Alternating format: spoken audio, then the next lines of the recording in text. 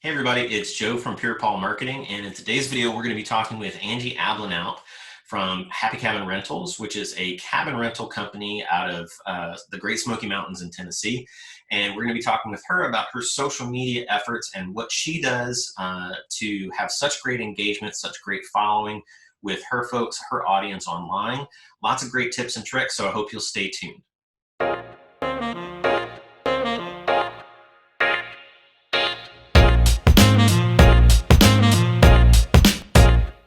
So Hapey Cabin Rentals is a business that is focused on cabin rentals in the Tennessee Smoky Mountains, Great Smoky Mountains.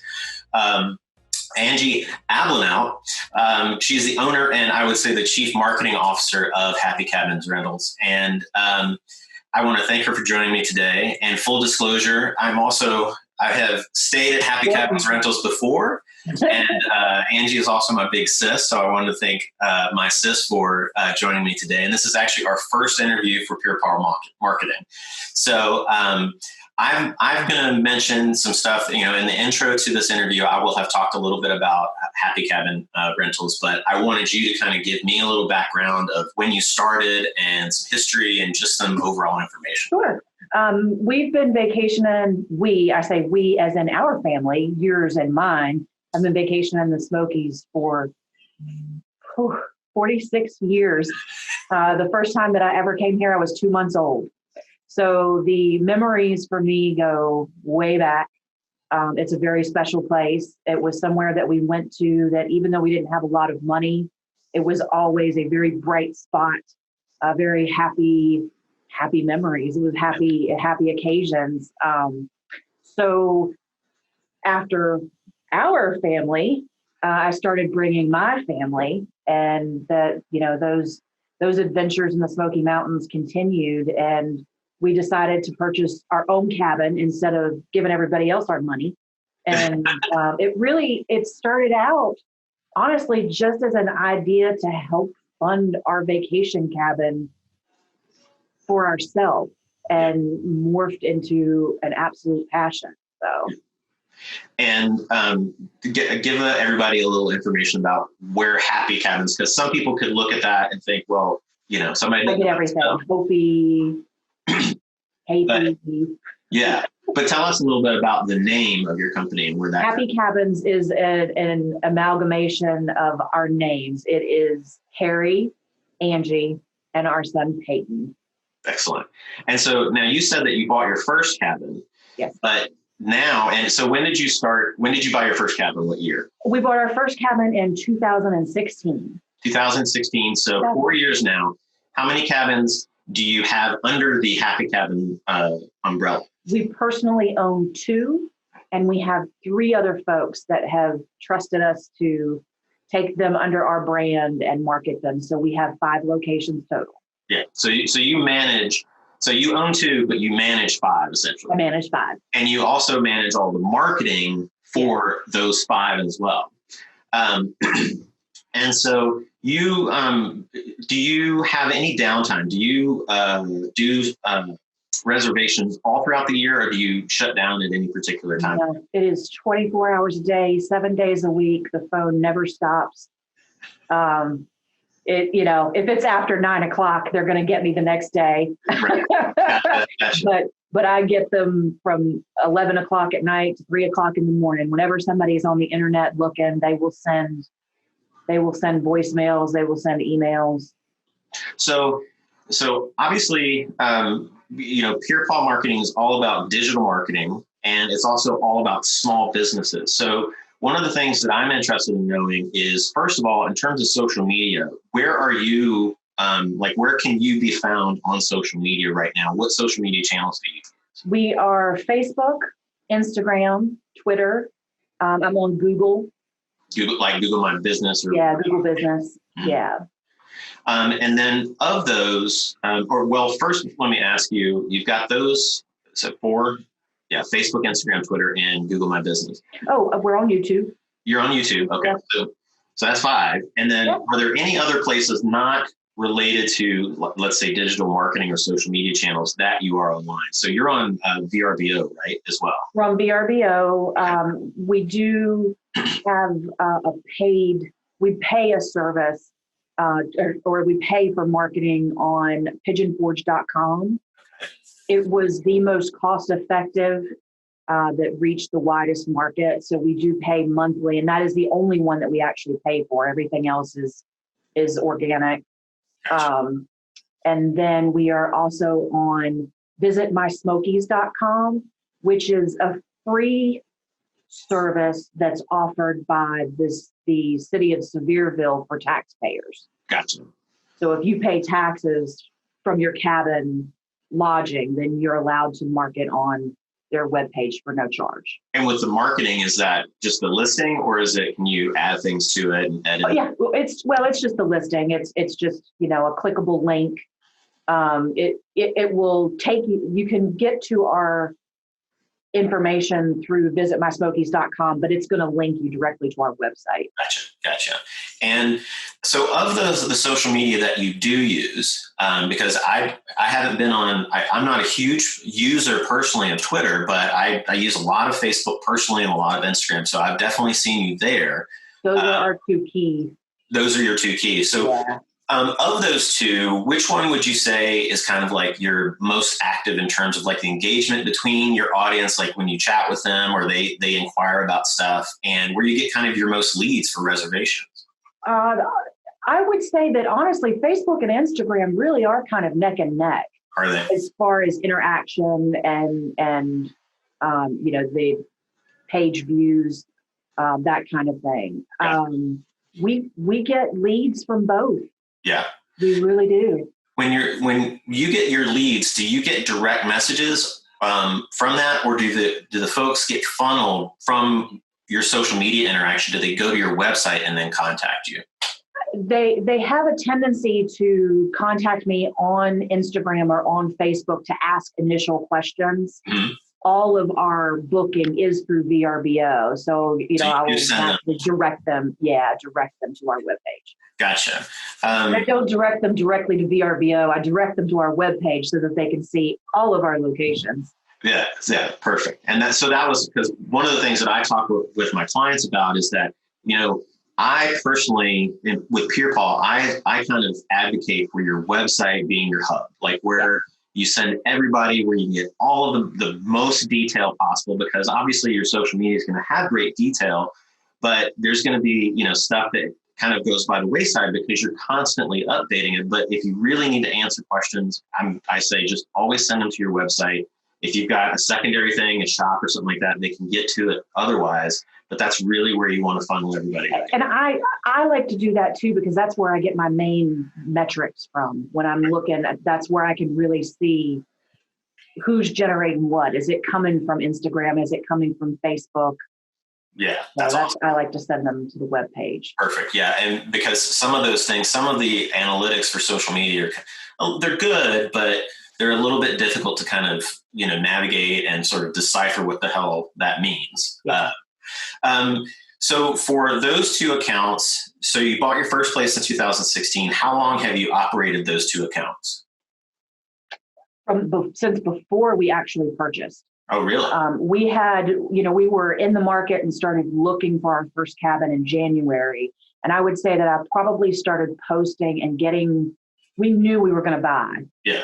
And so you were on top of. We thought we had one, ready to go. And so that kind of amped up around April of 2016, where I was really trying to get folks interested in our website and or in Facebook and in Instagram to start following us. We didn't actually purchase and put the place on the market until June 10th of 2016. So that's when it really started to take off. Awesome. So you actually had started them in anticipation of, you didn't even buy it or start your business. And then that's awesome. It was really just a follow this journey kind of thing, hang out with us from beginning to now. So do you think, because I think that's a great thing. And it's something too, just for folks nowadays, like if they haven't been doing a lot of social media in the past, they've dabbled in it here and there, and they're always worried about, well, I don't know what I should even put up there because, I don't have Instagram worthy this, or I don't have Instagram worthy that. I always say, people want to connect with you and understand what your journey is. So, I mean, show them that. And the fact that you did it before you even had a place. And I say, don't be afraid.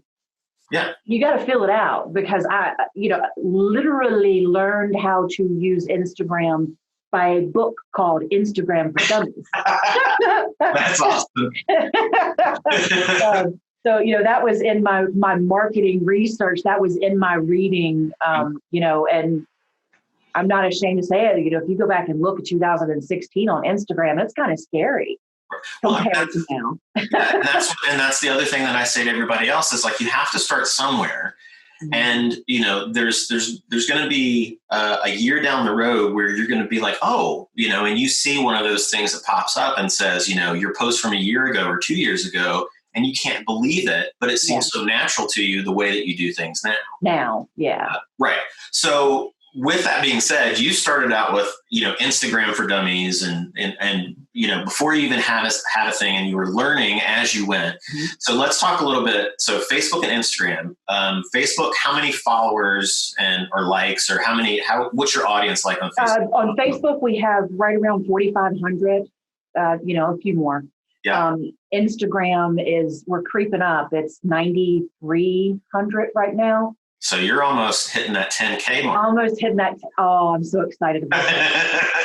I'm so excited. I've never been so geeky to say I cannot wait to be able to have the swipe up feature. Yeah. Yeah. Because it's 10K, right? It's 10K. It's not 100K. It's 10K. 10K, and I get the swipe up. So. Yeah. So on Facebook, we came a long way from that, though. I do have to say that I had several influencers, and I still have influencers contact me all the time. But very early on in our game, we had 2 influencers contact us that were, I want to say, key, mm-hmm. seriously, in growing our audience and helping us. And that was Instagram Tennessee, mm-hmm. and Lost Creek Rambler. Those 2 folks really helped us out in the beginning. We did a lot of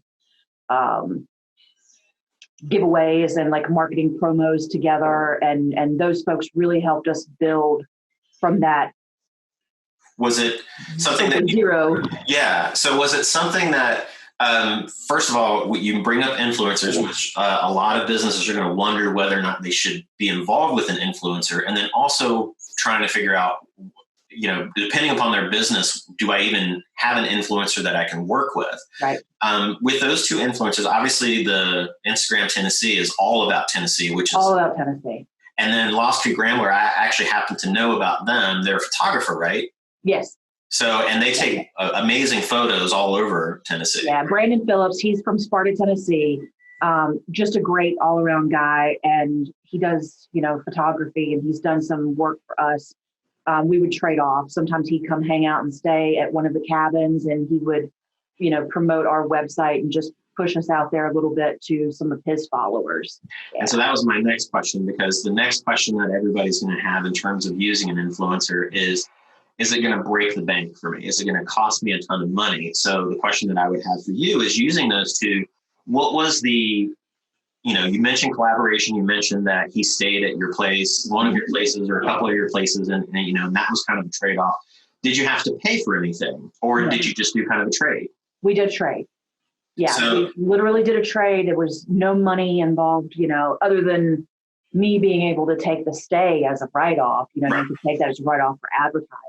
Right. So beneficial to us because we have zero marketing budget. Doing trade was outstanding. So you're saying it is possible to do it without having to pay $1,000 per post or something crazy like that. Yeah. That's awesome. Yeah. Now, just find those people you trust and make sure that it's relative. I have a lot of influencers still contact me today, and no offense to influencers, but they don't meet my marketing needs. They don't actually promote to the family oriented, that type of demographic that I'm looking for. So make sure that if you're doing trade with somebody, that it's relevant to what you're doing. So that kind of brings up, I'm going to go back to your following and all that good stuff, but it brings up another point when you're saying that some of the influencers that have contacted you aren't relevant to the customer. So, and this might be a curveball to you, but do you have, I tout a lot buyer personas, and basically that just boils down, who's your ideal client? Who are the people that you want staying at your cabins? Who are the people that you want buying your products or your services? And my question to you is that something that you've developed, or is just kind of instinctual in your head? You know, kind of who you're marketing to, and when you post something, kind of who you're talking to. I do, but I have to say again, that was a learning experience. You know, you genuinely, you think from your own heart, what would I want to see? Because, you know, I've traveled here multiple times a year for decades. Years and years, yeah. So, you know, what is it that I want to see? What would I want to see? And that's how I try to present, you know, our image. Right. And you're doing so, but you're not doing. So the important thing for folks watching this to realize when you say that is you're posting from what do you want to see, but not as a business owner, as someone who is a huge fan of the area. And we take a lot of the focus off of our cabins. Yeah. I don't, you know, we can go weeks and not see anything except for in our story, you know, what availability we have or what our cabins are, or that's not where I'm coming from. You don't come to stay specifically in my cabin. Yeah. I'd like it if you did, but we 100% know we are a means to an end, and you're coming to see the area. You're coming for Dolly. You're coming for the mountains.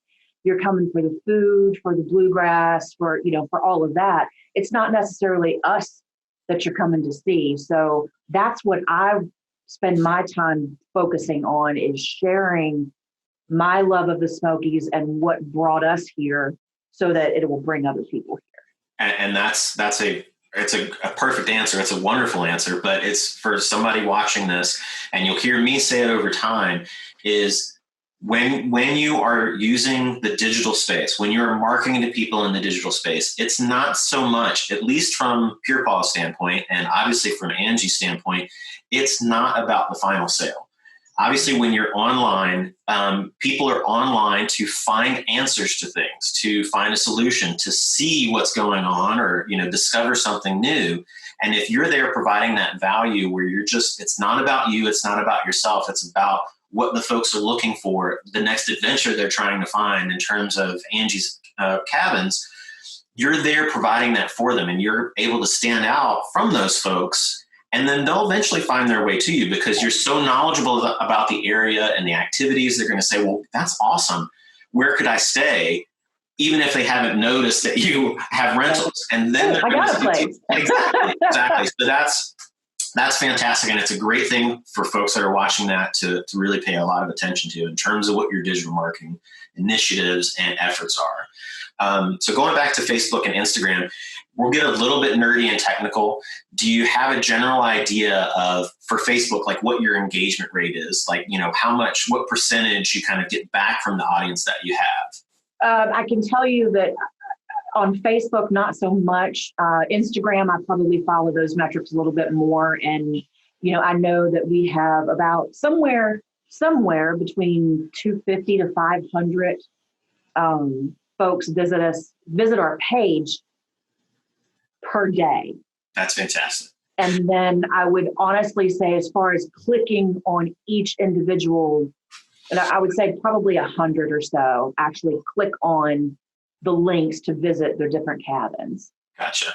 Now, in terms of when you make a post, if likes on your post or comments and questions or saves or anything like that, do you kind of have any idea in terms of, and it's okay if you don't, but do you have any idea in terms of those metrics? Like, you know, how many people like a typical post on average? Or on average, we may have somewhere around 60 to 100 on a particular post, you know, but then there'll be that one and it'll have 2, 3, 4,000. So, you know, that engagement, I'm still learning, you know, what is it that turns these people on? Right, exactly. And that's the thing for folks watching is, you know, if you're kind of looking to figure out, you know, why did this one do so great and the other one didn't do all that great, is looking at your metrics, kind of saying, well, what's the common denominator here that really made them kind of jump for joy and really dig into it. Is it the time of day? Is it the content? Were there people in it? Were there not people in it? All those sort of things. And it varies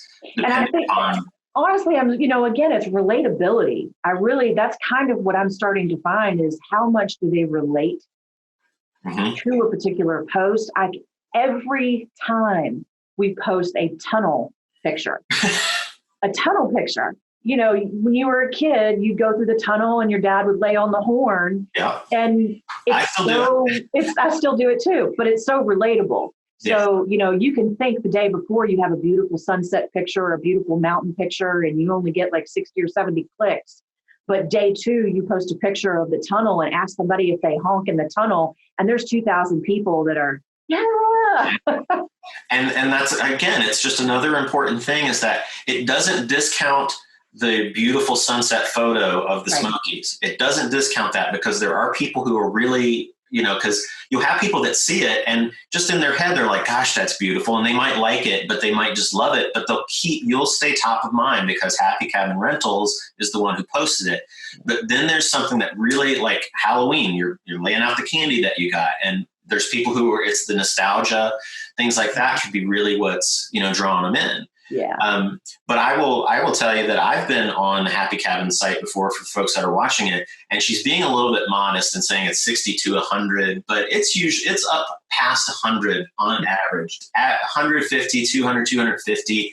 And like she said, there's some posts that are like 450 likes, 16, 20 comments, 2,000, almost 3,000 views of videos, almost 10,000 views of one video I remember seeing. So, there's a lot of interactivity, and the organic stuff, folks watching this should also understand that organically, you're just not going to get a ton of engagement, but you do get engagement. But the thing is like you're doing, like we talk about, is just kind of figure out what it is that people really respond to. And if you get a chance, don't try to specifically focus on it, but give them the things that they like, because.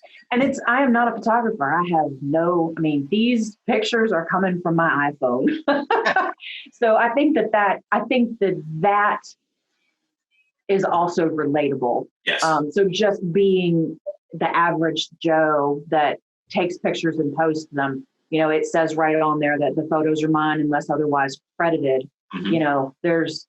There's nothing magical about it. It's just like the photo you would take on your vacation. So. Yeah. And the thing that I've always read and I always say is the best camera you have is the one you have with you. It doesn't matter. It's if you've got it in your pocket and it's your phone, that's the best one to take a photo with. Yeah.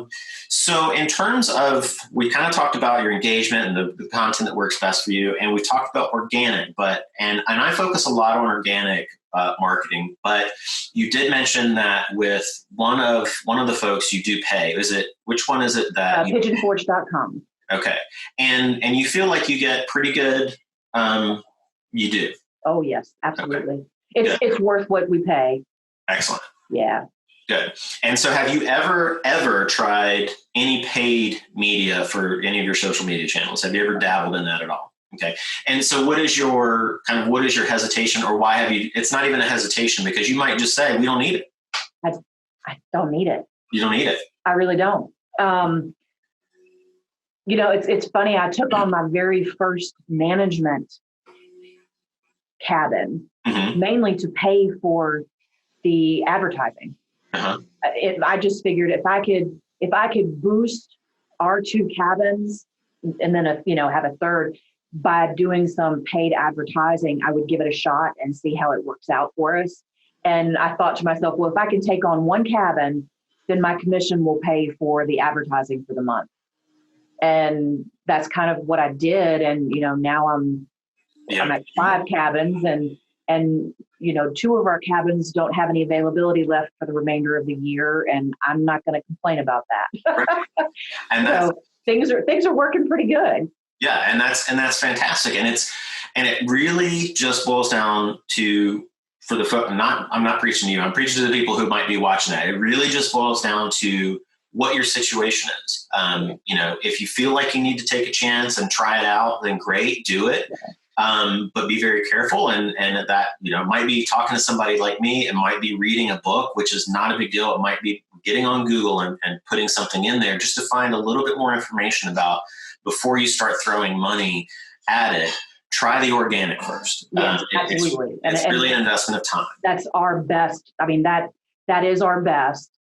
This was just kind of a secondary. And I'll tell you, a lot of folks, they also put their cabins on different places. Like, we do VRBO, and they also will jointly use Airbnb or Vacasa or different things like that. But you're paying annually for each one of these particular platforms, where my focus, I thought, and obviously it gets confusing and a little scary because you're integrating calendars and praying that you don't overbook or double book or anything like that. So my focus was stay with one platform to make it simple. Folks can find us, and then use that money that I would have used to list elsewhere for advertising. That's excellent, because, and that goes for another thing, even though it's about your platform that you're using sort of to list your properties, that would go for other people watching as well. Because the thing is that, whether it's a platform, should you be on every platform to list your property or list a service or product?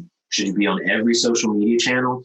No, because if you get to the point where you're like 3 is too much, 2 is okay, 1 is plenty, just do one. Just focus on one and kind of work your magic there and see how it goes. And then if you're comfortable and you build yourself up, then expand. So, but that's all awesome information. So, in my interview part, I kind of want to do one thing where I ask a question, a question of you in terms of what's a challenge to you in terms of your marketing or your organic, or whether you want to try paid or something like that. What's one question that you might ask me that I might be able to help with, or we could brainstorm together? I would really love to hear your feedback. As much as you followed us through the years, and as much as and after the things that you've heard me talk about, I would love your feedback on what we could do to accelerate viewership, or just to bring more people to the table. Yeah. Well, I personally, like you had said, you're doing a lot of the great things that I would recommend anybody does, or if you were a client of mine or somebody was a client of mine, I would do, by looking at the back end of things and saying, well, why did this post in particular do so well? Well, because it got a ton of engagement because it was at this time of day. And then the other one at this time of day really did well also. It might have nothing to do with time of day. It might be what we're talking about, where it may be nostalgia. And you don't have to post it every single time, but there might be something where a holiday is coming up and it's all about nostalgia, and that might be the first thing that you do. The other thing too is, one of the things that people are talking about now with, say, Instagram, is with their algorithm change, is that in order to kind of get more people seeing things, they're talking about people doing a little save, doing that little bookmark where they save the post. And there's a little thing on there where you can save it and you put it in something that you might look at later on. Okay. I might suggest that, since you know so much, maybe you have, a list, a graphic that you put together of the holiday things that are going on, and like what dates and times, and maybe a web address or something. Okay. So it's something that, in the past, when I did a lot of physical things, one of the things we did at the real estate company I was at is they did a sphere of influence. And it was all the agents had a list of addresses for people that they were friends and family and past clients. And when we sent postcards out to them every month, we didn't want to always sell to them. We wanted to give them something that they would say, oh, this is really helpful. I'm going to stick it on my fridge. And the idea was always create something that they might stick on the fridge and reference, and always see your name or your logo every time. So maybe you could test out doing, a few graphics for the different holidays or events during the year in the area. And you post that. Time to do it. That's a great idea. Right. And then just physically say, hit that little button on the side where you save it. And supposedly that kind of help. I haven't done a lot of it myself. Supposedly that gives Instagram the notification that this is valuable information. People are saving it because it's really important. So they'll give a little bit more attention to it and push it out there a little bit further. Excellent. And I bet you're probably doing this already, but also, if you've got an event that really, 2 more things, and I'll shut my mouth, is, if you've got an event that either you're having, let's say that you're going to do, a giveaway, or you've got a time of year in which you don't, your reservations drop a little bit, create a campaign that you kind of map out what you're going to say, because there's going to be, one of the things about someone who's looking for something, there's always that awareness stage where they're going to come across what you're doing, just simply because they're kind of looking around and they're, oh, Hapey Cabins, oh, they're pretty cool. They got some great things and they know a lot about the area. And, maybe I'll think about them for my next vacation. And then you've got the consideration phase where they're like, okay, I'm ready to go on vacation. I need to find a great place to go. And so they think of you again, and you're still popping up, and they see you and they maybe save a couple things, or they go to your website and take a look and see what's available. And then the decision stage, where they're like, they're ready. They have intent. They want to rent a place. They want to rent your cabin, but they want to know which ones are available. Just kind of the different types of posts for the people in those phases, just kind of create a little bit more. But, and that's something you can consider. And that really helps a lot when you know the folks who you rent cabins to frequently. And you might have more than one. That's something I tell my clients, is like, well, I don't just have one. Well, you might not have just one. You might have several. And you could think of things that way. And then the final thing that I would say is, if you ever consider doing any paid advertising or anything like that, because you want to ramp it up, I would always, for folks who do something with a rental or something that is very specific, like let's say where I used to live in Charleston, and it's a destination, a tourist destination, and like Tennessee is a tourist destination. What do you know a pattern? Or there, Ohio is like, for some reason, a big thing for Charleston people. They know a lot of people move or come on vacation from Ohio. Do you have a group of people, or a few segments of people that come from different parts of the country frequently from that area? And you might consider advertising in that general area to get them to come down. So that's another consideration too. But honestly, I really think that you're doing such a fantastic job with the type of information, the type of content that you're putting out there, because it's very much non-sales related. Yeah. Like you said, a means to an end, which is exactly what we're talking about when we talk about those, the awareness, consideration, decision state. It's a means to an end, because the end is people are kind of thinking about, they want to do something, but they don't know where they want to do it. And then they could stumble across Hapey Cabins, and then they're like, this is a lot of really cool information. And then they stick with you, and then you're the one they think about when they decide that they're going to reserve or they're going to go on vacation. So I think it's a great, if folks haven't checked you guys out, you should, and I'm going to leave all the links for all of your stuff in the description of the video, but check the business out. And see, not only reserve, a cabin to stay, because it's a great location for whether you want to be out in the outdoors, or whether you want to go and see the Titanic for some reason that's in the middle of the Smokies and have dinner. There's all kinds of great things to do. But the thing is if you go to Hapey Cabin social media channels and see what they're doing, it's more about providing value for the potential customer and kind of drawing them in that way, as opposed to selling to them all the time. It's all about my thing that I talk about, inbound marketing, being human and helpful. So I wanted to thank you a whole bunch for being here. And it was a great first interview. And like I said, everybody check out Hapey Cabin Rentals, and the information is going to be in the links below. And I'll probably put some information on the screen as well. And we'll see you on the next one. Thanks. Thank you. So I hope you enjoyed that interview. I think it was really a lot of great insight from Angie about her business and how she goes about her social media marketing in the digital space. And I hope you found some great information from that. If you like the video, of course, please subscribe and hit that notification button, because we do have a series of interviews with small business owners and how they're navigating social media and some of the tips and tricks that they use. So thanks so much for watching, and we'll see you on the next one. Her social media with her business.